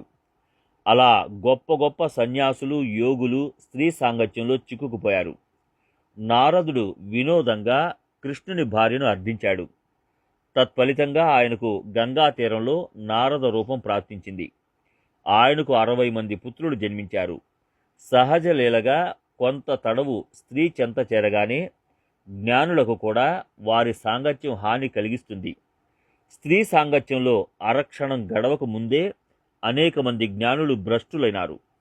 అయినప్పటికీ స్త్రీ సాంగత్యం పట్ల విశ్వాసం కలిగిన వారు ఎవరైనా నా మాదిరిగా దుఃఖితులవుతారు. అందుకని ఇంద్రియ నిగ్రహంతో స్త్రీని త్యజించాలి. అలా స్త్రీల సాంగత్యం వీడి ఇంద్రియ వృత్తులను శాంతింపజేసి రాజు సమాధానాన్ని పొందాడు. దానిని గురించి శ్రీకృష్ణుడు ఇప్పుడు వివరిస్తున్నాడు. పురూరవుని విరక్తి. ఊర్వశితో కలిసి సకల సుఖాలు పొందినా ఆయనను దేవతలు శ్రేష్ఠుడని గౌరవిస్తారు. సకల రాజులకు మొకటాయమానం, సకల రాజులు సాష్టాంగ ప్రణామం చేసే పురూరవ చక్రవర్తి ఊర్వశితో స్వర్గంలో సకల సుఖాలు అనుభవించి విరక్తుడయ్యాడు. అందుకని ఆ రాజు భాగ్యవంతుడు. విషయ సుఖాలు లభించకపోయినా విరక్తులు కానివారు ఎందరో. కానీ స్వర్గంలో అప్సరసతో విలాసాలను అనుభవించి పురూరవుడు విరక్తుడయ్యాడు. పురూరవుని వంటి విరక్తిని నేను చూడలేదు. ఆయన ముల్లోకాలలో ధన్యజీవుడని శ్రీకృష్ణుడు ప్రస్తుతించాడు. పశ్చాత్తాపం కలగడంతో తనను తాను నిందించుకుని స్త్రీ సాంగత్యం పట్ల ఆసక్తిని విసర్జించాడు. మాయా మోహాన్ని విసిరి పారేశాడు. పశ్చాత్తాపం అనే అగ్నిలో వైరాగ్యాన్ని బాగా పుటంపెట్టి విచారాన్ని అణిచివేసి కామ మోహాల మచ్చను పోగొట్టుకున్నాడు. బంగారాన్ని పుటం పెట్టే కొద్దీ దాని బరువు తగ్గినా కాంతి పెరిగినట్లు రాజు ఆత్మానుభవం కోసం వృత్తిని పవిత్రం చేశాడు. అలా వృత్తి పవిత్రమై వివేక వైరాగ్యయుక్తం కావడంతో ఆ రాజు నా కృపకు పాత్రుడయ్యాడు. నా కృప లేకుండా దేహంలో అనుతాపం ఉత్పన్నం కాదు. హృదయంలో అనుతాపం కలిగితే ఉన్న చోటనే నా కృప ప్రకటమవుతుంది. నా కృప లభిస్తే జీవుడు బ్రహ్మరూపుడవుతాడు. దేహాభిమానం లుప్తమై నేను నీవు అన్న అభాస సమూలంగా నశిస్తుంది. ఆ సమయంలో కార్యం, కర్త, కర్మ, భోగ్యం, భోగం, భోక్త, దృశ్యం, దర్శనం, దృష్టి అనే త్రిపుటి అంశాలు ఉండవు. త్రిగుణాలలో త్రిపుటికి కారణమైన అజ్ఞానం సద్గురు కృపతో నశిస్తుంది. రజ్జు సర్ప భ్రాంతి తాడని తెలియగానే వీడినట్లు గురూపదేశం త్రిగుణాలతో సహా అజ్ఞానాన్ని అంతం చేస్తుంది. సద్గురు కృపతో ద్వైత భావం అంతరించినట్లు ఆ రాజు బ్రహ్మానందంతో సంతృప్తుడైనాడు. ఊర్వశిని స్వర్గ సుఖాలను త్యజించి ఆత్మానందంతో స్వర్గలోకం నుండి బయలుదేరాడు. ఇతర జ్ఞానులు స్త్రీలను త్యజించినా వారి పట్ల ఆసక్తి మాత్రం పోదు. కానీ రాజు పరిస్థితి అలాంటిది కాదు. ఆయనకు విరక్తి స్థితి ప్రాప్తించింది. ఆ తీవ్రమైన విరక్తిలో స్త్రీ స్నేహమన్న పేరు కూడా వెలువడదు. ఆయన దృష్టిలో విశ్వంలో నిండి ఉన్న సత్యం, శివం, సుందరం అన్న బ్రహ్మత్వ తేజం గోచరించసాగింది. ఆయన స్వానందంలో తృప్తుడైనాడు. ఆ రీతిగా ఆత్మస్వరూపంలో లీనమై నన్ను పొందాడు. కల్పన వలన ఉత్పన్నమయ్యే కామాన్ని గెలిచి ఆత్మానందంలో నాట్యం చేసాగాడు. అలా దృఢ నిశ్చయంతో నా నిజస్వరూపాన్ని పొంది ఆయన తన ఇతిహాసాన్ని తన ఆనందం కోసం గానం చేశాడు. పశ్చాత్తాపంతో గానం చేసినందున రాజులో పరమేశ్వరుడు ప్రకటమైనాడు. స్వలాభం ఆశించేవాడు స్త్రీలపై మోజుని వీడి సత్సాంగత్యంలో ఉండాలని శ్రీకృష్ణుడు ఉద్ధవునికి వివరిస్తున్నాడు. దుస్సాంగత్యం. దుస్సాంగత్యాన్ని తప్పక విడనాడాలి. ఇప్పుడు స్త్రీ, స్త్రీలోలత్వం ఈ రెండింటికంటే మించిన దుస్సాంగత్యం లేదు. వేదశాస్త్ర ప్రమాణాన్ని అంగీకరించని, పరమార్థంపై విశ్వాసం లేని సంశయాత్మకుని సాంగత్యం నింద్యం. విరక్తిపై పెద్ద పెద్ద ఉపన్యాసాలు ఇస్తాడు, కానీ ఆంతర్యంలో అధర్మం, కామంపై ప్రీతి. వాటికి అవరోధం కలిగితే వానిలో ద్వేషం ఉత్పన్నమవుతుంది. అలాంటి వాని సాంగత్యం అయోగ్యం. పైకి స్వధర్మం, కర్మ, వినయం, సాత్వికత ప్రదర్శిస్తూ లోపల సాధు పుంగవులైన సత్పురుషుల దోషాలను గమనించడం దుస్సాంగత్య లక్షణం. నోటితో మాట్లాడకుండా మనసులో సాధు పుంగవుల గుణ దోషాలను పరికిస్తూ సంవాదంలో వారి అవగుణాలను ఎత్తి చూపే దుస్సాంగత్యం దుస్తరం. విషయాసక్తి దుస్సాంగత్యం అవుతుంది. ఆదిలోనే విషయాలను త్యజిస్తే దుస్సాంగత్యం విడిపోతుంది. కామ కల్పనలలో మునిగి తేలేవాడు దుశ్శీలుడు. వాటిని త్యజించిన వాని సంసారం సుఖమయం అవుతుంది. వాటిని త్యజించాలంటే సత్సంగం ముఖ్యం. సత్పురుషుల చరణాలకు నమస్కరిస్తే కామ కల్పనలు సహజంగానే నశిస్తాయి. వాటి కలయిక హానికరం. సత్సంగం లేకుండా వాటిని ఎలా విడవగలడు? సత్సంగం లేకుండా చేసే సాధన సాధకునికి బంధమవుతుంది. సత్సంగం లేకుండా చేసే త్యాగం మూర్ఖత్వం అవుతుంది. చిత్తం, విషయాలు దృఢంగా ముడిపడి ఉంటాయి. వాటిని వివేకంతో విడిపించడం సత్పురుషులకే సాధ్యం. సత్పురుషుల సహజ సంభాషణలే కోట్లాది ఉపదేశాల కంటే శ్రేష్టం. దేహాత్మల దృఢ బంధం వారి ఒక్క మాటతో విడిపోతుంది.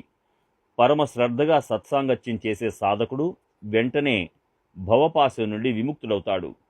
అందుకోసం బుద్ధిమంతులు అవశ్యం సత్పురుషుల సాంగత్యం చేయాలి.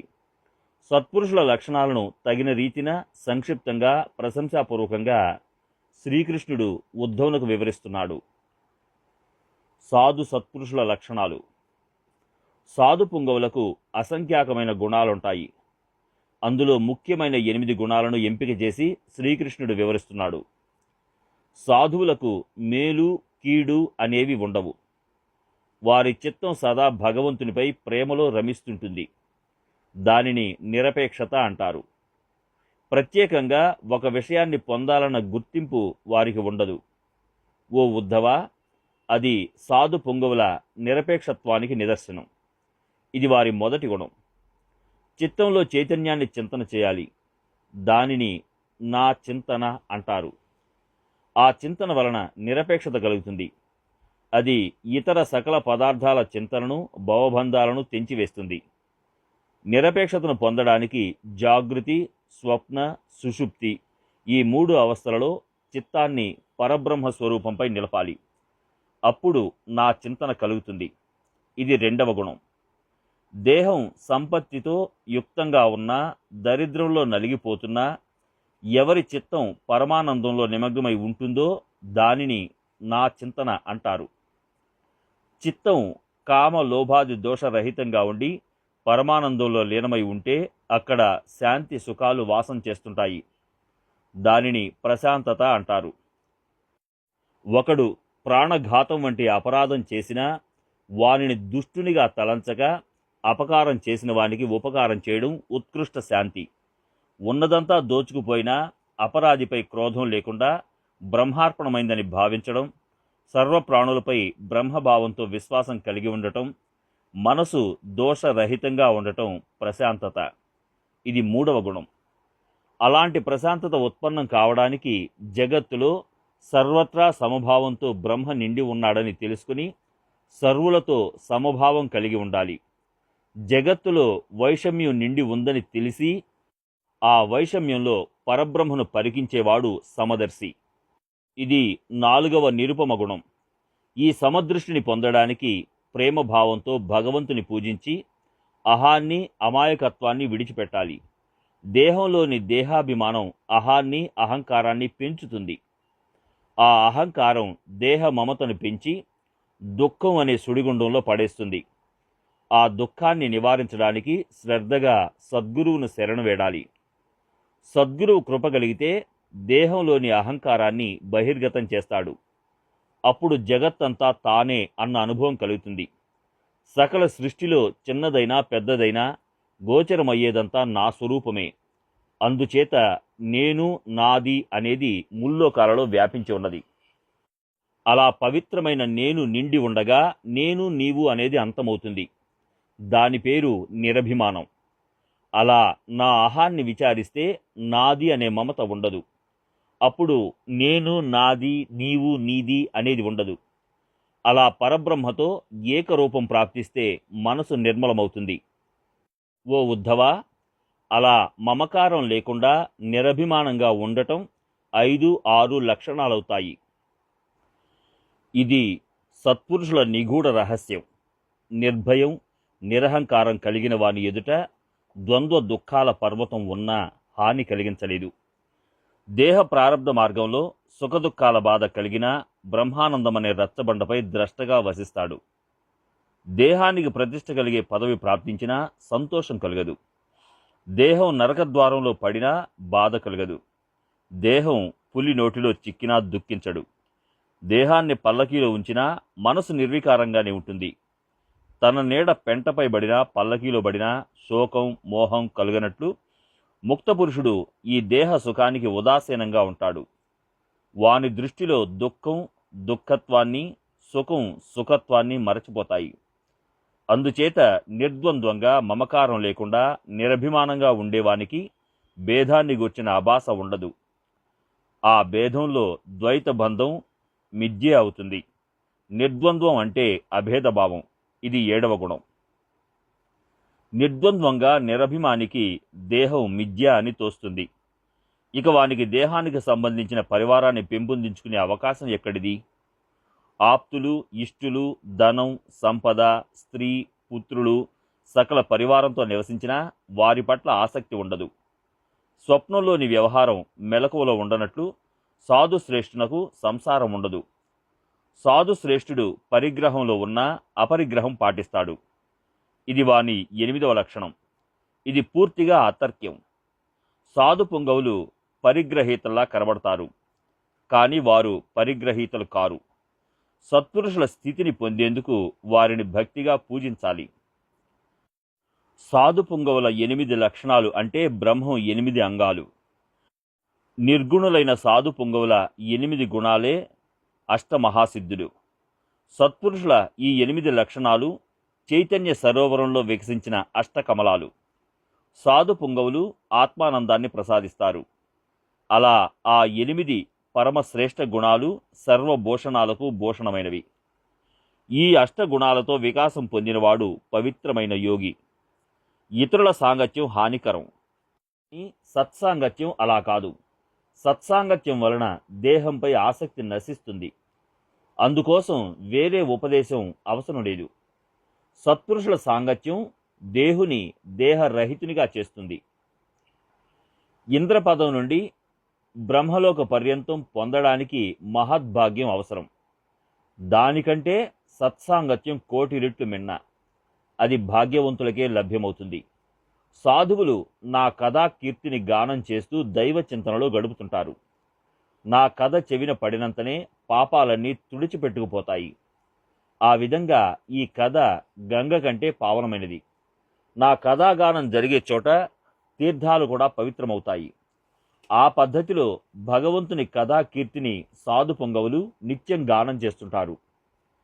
సాధు పొంగవులు నా చెంతకు వస్తే నాలోని అన్ని రకాల పాపాలు నిర్మూలనమవుతాయని గంగ చింతిస్తుంది. పార్వతిని ద్వేషించినందున నేను పాపానికి బద్ధనైనాను. ఆ పాతకాలు సత్పురుషుల చరణ స్పర్శతో నశిస్తాయి. సత్సాంగత్యం సకల పాతకాలను నిర్మూలిస్తుంది. హరినామాన్ని సదా కీర్తించే వారి పాదాలు నా ప్రవాహానికి సోకితే నా పాతకాలన్నీ పటాపంచులవుతాయని గంగ సాధు సత్పురుషుల సాంగత్యాన్ని ఆపేక్షిస్తుంది. ఆ కారణంగా సత్పురుషుల చెంతకు వెడితే ప్రాణుల పాపాలు పారిపోతాయి. సాధు సత్పురుషుల నోట వెలువడిన నా హరికథను ఆదరంతో శ్రవణం చేసిన శ్రోతల భాగ్యాన్ని నేను కూడా వర్ణించలేను. హరికథ శ్రవణ భాగ్యం. నా కథ నా నామంపై ప్రీతి కలిగితే ఆ మాధుర్యం నిత్య నూతనం. మనసారా వింటే కోట్లాది పాతకాలు క్షణంలో భస్మమవుతాయి. ఓ ఉద్ధవా, చిత్తశుద్ధి కలుగాలంటే ఇదే ముఖ్య రహస్యం. అనేక యోగ యాగాలు వేదాధ్యయనం చేసినా మనసు పవిత్రం కాదు. కానీ ఈ హరికథను శ్రవణం చేస్తే అంతఃకరణం పవిత్రమవుతుంది. అశుద్ధంగా వేదాలను ఉచ్చరిస్తే మహాదోషం సంక్రమిస్తుంది. కానీ నా నామాన్ని అశుద్ధంగా చెప్పినా పవిత్రమైన పరమార్థం చేకూరుతుంది. ఓ ఉద్ధవ, వివిధ యోగ యాగ వేదాధ్యయనానికి అధికారి బ్రాహ్మణుడవుతాడు. కానీ నా కథా శ్రవణం వలన 4 వర్ణాల వారు పావనులవుతారు. అయితే భగవంతుని కృప లేకుండా ఆ భాగ్యం కలగదు. భగవంతుని కృప ఉంటేనే కథాకీర్తన పట్ల ప్రేమ కలుగుతుంది. హరికథలో శ్రీకృష్ణుని కీర్తి కథనంలోని శబ్దాలు చెవికి సోకితే లోనున్న పాపాలు పారిపోతాయి. సింహగర్జన వినగానే మధోన్మత్తమైన ఏనుగు మరణించినట్లు హరికథ చెవిన పడగానే మహాపాతకాలు నశిస్తాయి. అలా పాపమనే కల్మషం వదిలిపోగానే హరికథపై ప్రేమ జనిస్తుంది. కథను ఏకాగ్రతతో వింటే మనసు ఆనందంతో ఉర్రూతలూగుతుంది. కథా రహస్యం అర్థమయ్యే కొద్దీ కథపై ప్రేమ పెరుగుతుంది. ఆ ప్రేమావేశంలో హరికథను ప్రీతిగా గానం చేస్తుంటాడు. లోకులు అవమానిస్తారన్న భయాన్ని లెక్క చేయకుండా హరి కీర్తిని మహిమను గానం చేస్తే కర్మ నశిస్తుంది. పవిత్రమైన భక్తిభావంతో హరికథను గానం చేస్తుంటే ప్రీతి దానంతటదే ఉదయిస్తుంది. శ్రద్ధగా ఆదరంతో కథను గానం చేసే కొద్దీ శ్రద్ధ పెరుగుతుంటుంది. అప్పుడు ప్రేమ వరదలా ప్రవహించగా శ్రద్ధ అందులో మునిగిపోతుంది. కథా కీర్తనను శ్రద్ధగా వివరిస్తే విషయాసక్తి బాధించదు. అందువలన సాధకుడు మత్పరాయణుడవుతాడు. కానీ భగవద్భజన చేయకుండా వేదాధ్యయనం, యజ్ఞ దానం చేసి తరించిపోతామనుకునేవారు మహామూర్ఖులు. భగవద్భక్తి ప్రధానమన్న విశ్వాసం దృఢంగా ఉంటే వృత్తి భగవత్పరమవుతుంది. సర్వప్రాణులలో నేను ఉన్నాను అన్న భావం స్థిరమవుతుంది. అలా దృఢ భావం హృదయాన్ని ధరించి నా భక్తి తప్ప వేరే ఏమీ చేయనివాడు నా పరమవుతాడు. అలా నా పరమైన వృత్తితో ఆత్మస్థితిలో సావధానుడై ఉంటాడు. అందువలన భక్తులున్న చోట 4వ భక్తి ఉత్పన్నమవుతుంది. అక్కడ గుర్తుకు తెచ్చుకునే అవసరం లేకుండా అఖండ నామస్మరణ జరుగుతుంటుంది. అక్కడ జరిగే కర్మలన్నింటిలో భగవద్భజనే ఉంటుంది. ఆ దృష్టితో చూస్తే దృశ్యాలన్నింటిలో హరి దర్శనం లభిస్తుంది. అది అవ్యాజమైన సహజ భజన. వాచా వెలువడే శబ్దాలన్నింటిలో స్తుతించేవాడు, స్తుతించబడేది అనేది ఉండదు. హరిస్తవనం జరుగుతుంది. శబ్దం ఉచ్చరించినందున హరిశక్తి ఆ శబ్ద రూపంలో ఉంటుంది. శబ్దంలో నుండి వెలువడే అర్థం, దానిలోని అర్ధగ్రాహకత ఆ హరిదవుతుంది. అలా చెవులు శబ్దాన్ని శ్రవణం చేస్తుంటే ఆ పూర్ణ శబ్దార్థ శ్రవణంతో సహా వర్తమానం బ్రహ్మార్పణమవుతుంది. సువాసన, ముక్కు కలిస్తే ఆ భోక్తత్వంలో హరి దర్శనమిస్తాడు. అంటే ఆ వాసన పీల్చే పదార్థం, వాసన చూసేవాడు, ముక్కు, ఈ త్రిపుటిని చిద్రూపం మింగేస్తుంది. జిహ్వ, రుచి, రసాస్వాదన ఈ మూడింటిని ఆరగించేవాడు శ్రీహరి ఒక్కడే. భోగ్యము, భోక్త, భోజ్యానికి సంబంధించిన నిజబోధ యోగంలో ఆయన పరమానంద స్వరూపుని గావిస్తాడు.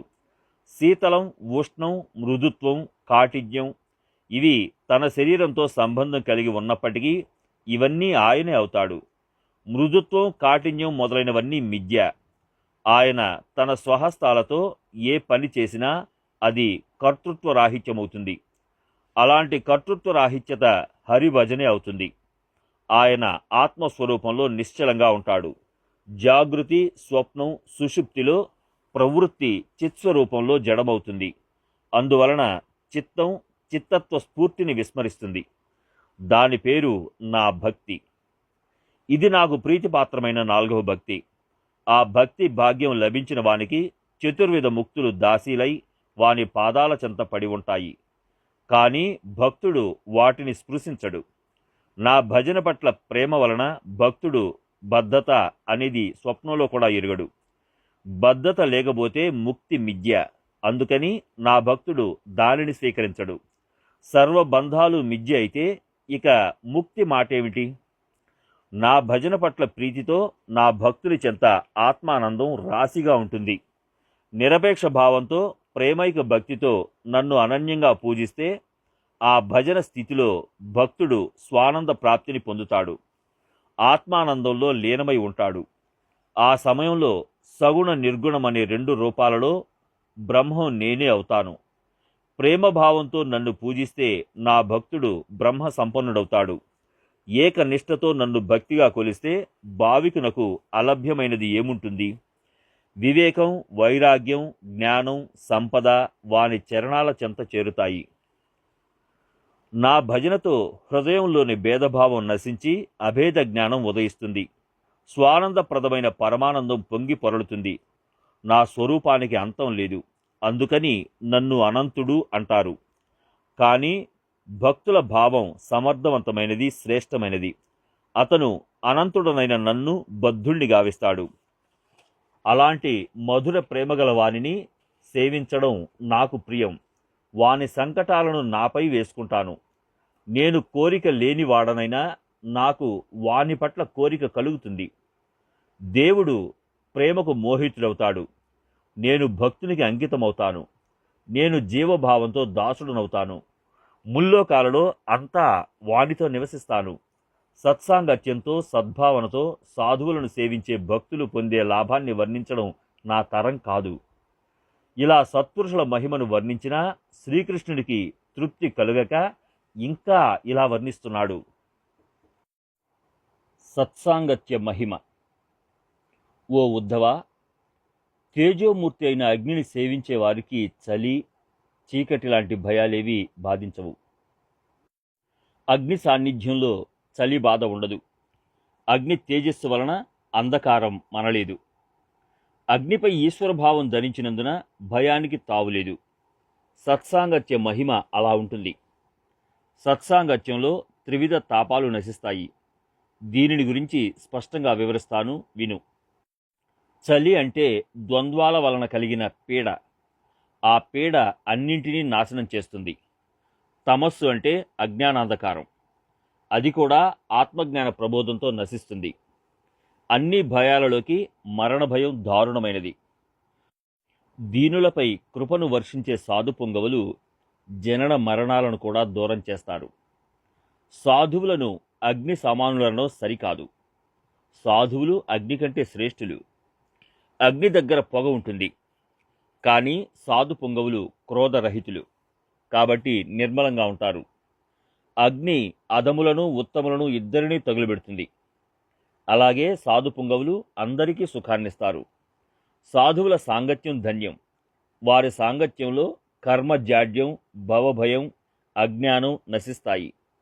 వారు కర్మత్వంలో మునిగిపోయే వారిని తమ సాంగత్యం వలన తరింపజేస్తారు. సంసార సాగరం అనంతంగా నిండుతూ అనుక్షణం పెరుగుతుంటుంది. అందులో మునుగుతూ తేలుతుంటే అధర్మ బుద్ధిని కలిగిస్తుంది. అధర్మం వలన నరకానికి, స్వధర్మం వలన స్వర్గానికి పోతారు.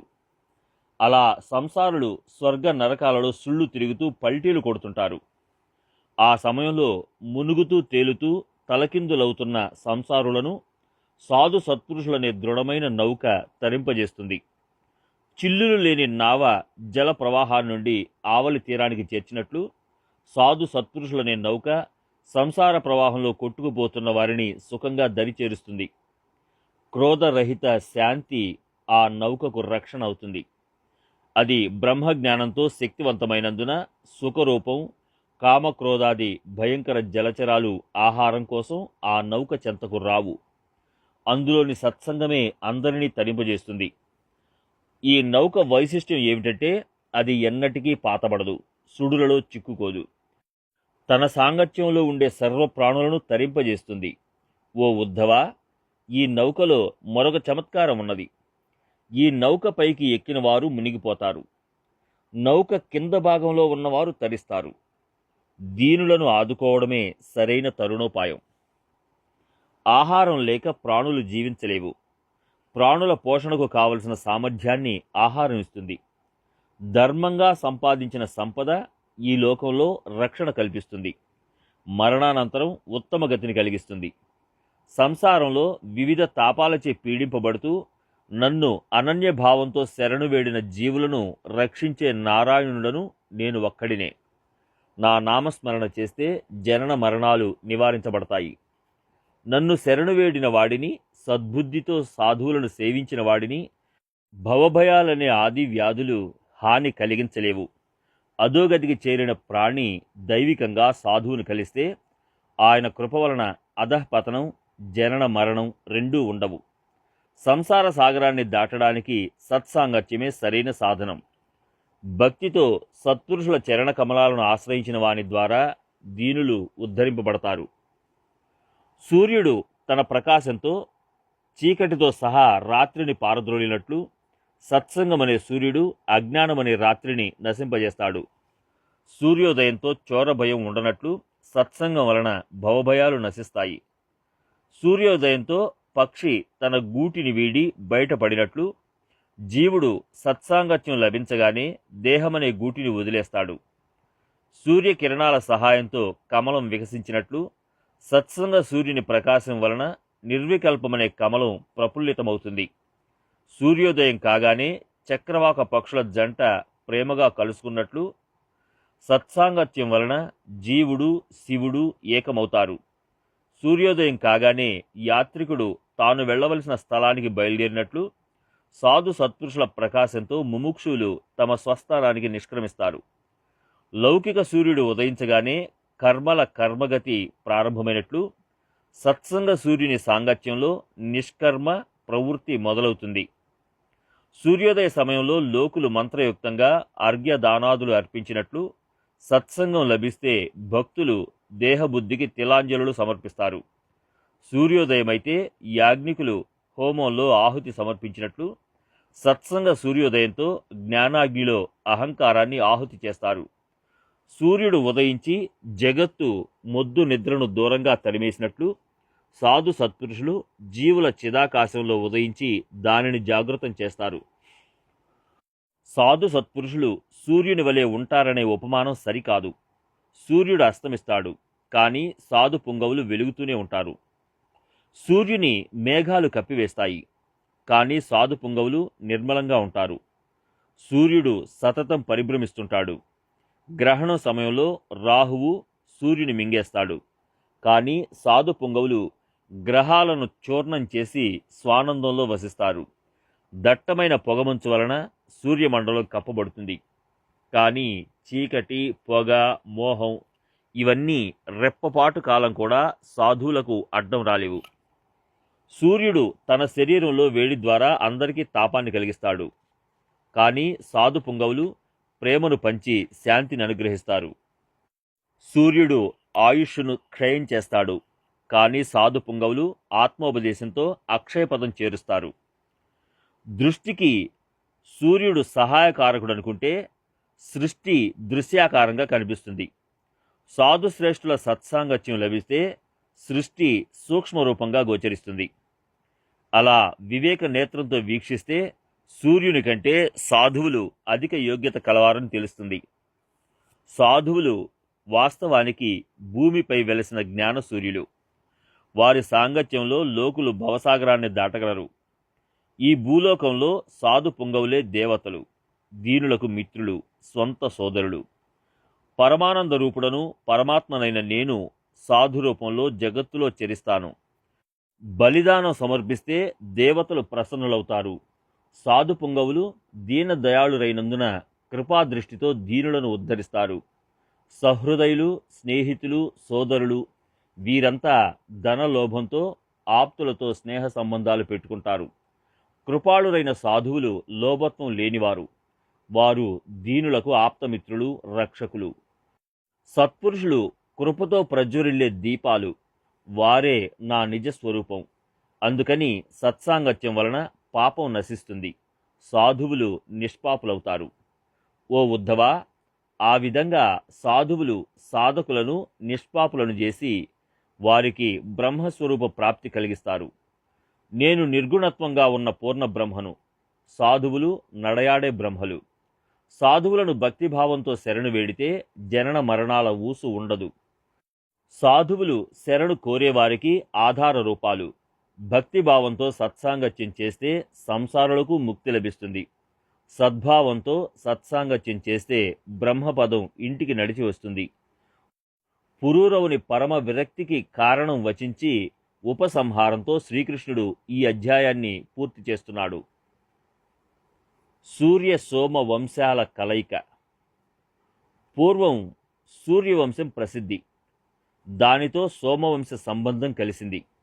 అందుకని శ్రీకృష్ణుడు పురూరవుని వైతసేనుడు అని సంబోధించాడు. ఒకసారి పార్వతీ పరమేశ్వరులు వనంలో ఏకాంతంగా ఆనంద పరవశులై నగ్నంగా క్రీడిస్తుండగా శివుని దర్శనార్థం సప్తఋషులు విచ్చేశారు. వారిని చూసి పార్వతి సిగ్గుపడి ఈ వనంలో కాలు మోపిన వారు స్త్రీలవుతారు అని శపించింది. ఒకరోజు సూర్యవంశరాజైన సుద్యుమ్నుడు శాపం విషయం తెలియక సర్వసేనా సహితంగా వేటకై ఆ వనంలో ప్రవేశించగానే అందరికీ పురుష రూపం పోయి స్త్రీ రూపం వచ్చింది. శాప మహిమ విలక్షణమైనది. వారికి పురుషులమన్న ఎరుక లేదు. తాము ఇంతకు పూర్వం ఏమిటి అన్న విషయాన్ని మరచిపోయారు. ఆ వనంలో ఉన్న గుర్రాలు, ఏనుగులు అన్నీ ఆడవైనాయి. పురుషులంతా స్త్రీలైనారు. అప్పుడు ఆ స్త్రీలు కామాసక్తితో పురుషుల వెంటబడ్డారు. ఆ స్త్రీలందరూ కామాతురులై నలువైపులకు వెళ్ళారు. రాజు సుద్యుమ్నుడు కూడా సమ్మోహనంగా సుకుమారి అయిన స్త్రీ అయినాడు. సోముని పుత్రుడు బుధుని చూసి మోహితుడై ప్రేమగా మాల వేశాడు. బుధుడు కూడా స్త్రీ రూపంలో ఉన్న సుద్యుమ్నుని చూసి మోహితుడైనాడు. అలా ఇరువురు ఒకరిపైనొకరు సమ్మోహితులైనారు. కర్మగతి బలీయమైనది. రాజచూడామణి అయిన బుధ మహారాజు సుద్యుమ్న అనే స్త్రీని వివాహం చేసుకుని ఆమెను పట్టప్రాణిగా చేశాడు. ఆ స్త్రీ రూపంలో ఉన్న సుద్యుమ్నునికి బుధునకు పుట్టినవాడు పురూరవుడు. ఆ విధంగా సూర్యవంశం సోమవంశం కలిశాయి. సుద్యుమ్నుడు బుధుని భార్య అయ్యాడు.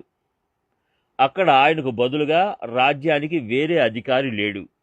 అందువలన గొప్ప సమస్య ఎదురైంది. అప్పుడు సూర్యవంశ గురువు గొప్ప యోగి అయిన వశిష్ఠ మహర్షి అనన్య భక్తితో గౌరీ శంకరుని ప్రార్థించాడు. పార్వతిని ప్రసన్నం చేసుకుని సుద్యుమ్నునకు శాప విముక్తిని అర్థించాడు. అప్పుడు ఆమె శంకరునితో వశిష్ఠుని అనునయించమని చెప్పింది. పార్వతి శాపం అబద్ధం కాదని చెప్పమంది. వశిష్ఠుని అనునయించడానికి శివుడు ఒక వింతైన చమత్కారం చేశాడు. శుక్లపక్షంలో పురుషునిగా, కృష్ణపక్షంలో స్త్రీగా బుధునితో క్రీడిస్తావని ఆయనకు చెప్పాడు. ఒక పక్షం పురుషునిగా, ఒక పక్షం స్త్రీగా విభజించి శివుడు ఆయనపై దయచూపి ఆయనను రాజ్యాధికారిని చేశాడు. ఆ ప్రకారం సుద్యుమ్నునకు పురుషత్వం వచ్చింది. కానీ ఆయనకు పురుషత్వం ఇష్టం లేదు. స్త్రీగా బుధునితో కేళీ విలాసాలలో సుఖించాలని ఉంది. స్వర్గంలోని అప్సరసలు ఆయన వద్దకు వచ్చినా మనస్కరించలేదు. ఆయన మనస్సంతా బుధునిపై ఆసక్తిగా ఉన్నది. బుధునికి కూడా దేవాంగనలతో సరస సల్లాపాలపై ప్రీతిగా లేదు. ఆయనకు సుద్యుమ్నునిపైనే ప్రేమ కలిగింది. ఆయన స్త్రీత్వం ఆయనను మోహితుని చేసింది. శ్రీపతినైన నేను స్త్రీ దేహంలో ఉన్న ఆత్మతో రమిస్తుంటాను. ఇతరులు విషయేచ్ఛతో స్త్రీ కోసం పిచ్చివాళ్ళవుతుంటారు. ఇక ఈ వర్ణను ఎంతని చెప్పేది? కామాన్ని నిష్కామ భావంతో రమించడమెలా అన్నది రమాపతినైన నాకొక్కడికే తెలుసు, లేదా ఆ అనుభవం కలిగిన వారికే తెలుస్తుంది. పురుషులకు కామరతి విషయాలలో స్త్రీ దేహంపై ఆసక్తి కలిగిస్తుంది. ఆ స్త్రీ దేహంపై విరక్తి ఒక్క సత్సంగం వల్లనే వీలుపడుతుంది. వశిష్ఠుని సత్సాంగత్యం వలన స్త్రీ దేహ నివృత్తి కలిగి సుద్యుమ్నునకు పురుషత్వం ప్రాప్తించింది. అందుచేత సత్సంగం త్రిభువనాలలో ధన్యమైనది. సుద్యుమ్నునకు పురుషత్వం తిరిగి రాగానే నగరానికి వచ్చాడు. కానీ సైన్యమంతా స్త్రీ రూపాలలో ఉండడంతో ఆయన ఒక్కడే నగరానికి వచ్చాడు. సైన్యం విగతులైన కారణంగా ఆయనకు వీతసేనుడు అని పేరొచ్చింది. వీతసేనుడి పుత్రుడు వైతసేనుడు, అంటే పురూరవుడు. ఆయన ఆత్మస్వరూపాన్ని ఎరిగి విరక్తితో స్వర్గంలోని భోగ సంపత్తిని విడిచి ఊర్వశిపై గల కామాసక్తిని విసర్జించి ఆత్మతత్వంలో లీనుడయ్యాడు. అలా ఆత్మస్వరూపంలో స్థిరమై దేహంపై ఆసక్తిని విడిచి ఆ రాజు స్వానందంలో ముల్లోకాలలో సంచరించేవాడు. ఆయన బ్రహ్మ దృష్టితో పరిగిస్తే సకల సృష్టి బ్రహ్మానందంతో నిండేది. బ్రహ్మస్వరూపుడై బ్రహ్మంలో సంచరిస్తే జీవులు బ్రహ్మస్వరూపులైనారు. జనన మరణాలను విస్మరించి పూర్ణత్వంతో పూర్ణ బ్రహ్మంలో ఉండిపోయాడు. ఈ ఊర్వశి పురూరవ కథను ఏకాగ్రతతో శ్రవణం చేస్తే అగమ్య గమనాల వంటి దోషాలు నశించి విరక్తుని చేస్తుంది. అలా తీవ్ర వైరాగ్యంతో రాజుకు బ్రహ్మపదం ప్రాప్తించింది. సత్సంగంలో వైరాగ్యం ఉత్పన్నమై నా నిస్వార్థ ప్రేమమయ భజన వలన సత్సంగం విరక్తి రెండూ లభ్యమవుతాయి. సద్భావనతో నన్ను పూజిస్తే సాధకునిలో విరక్తి ఉదయిస్తుందని శ్రీకృష్ణుడు చెప్పాడు. ఆ మాటలను ఉద్ధవుడు లక్ష్యశుద్ధితో పదిలపరుచుకున్నాడు. ఇప్పుడు ఆ పూజావిధిని గూర్చి ముందు అధ్యాయంలో ఉద్ధవుడు ప్రశ్నిస్తాడు. ఆ అమృతమయ ప్రశ్నను విని శ్రీకృష్ణుడు ఆనంద పరవశుడై పూజా విధానాన్ని ఉపదేశిస్తాడు. ఉపాసనాకాండ రహస్యాన్ని, కర్మయోగ వివరణను, వేదాల లక్షణాలను వివరిస్తాడు. ఆ కథపై ఇప్పుడు శ్రోతలు లక్ష్యం ఉంచండి. స్వానందఘనుడైన గురువు శ్రీ జనార్దనుని జ్ఞానబోధతో ఏకనాథుడు తృప్తుడైనాడు. 26వ అధ్యాయం సమాప్తం. శ్రీ సచ్చిదానంద సద్గురు సాయినాథ్ మహారాజ్ కీ జై. सद्गुरु श्री साईनाथ शरद बाबूजी की जय।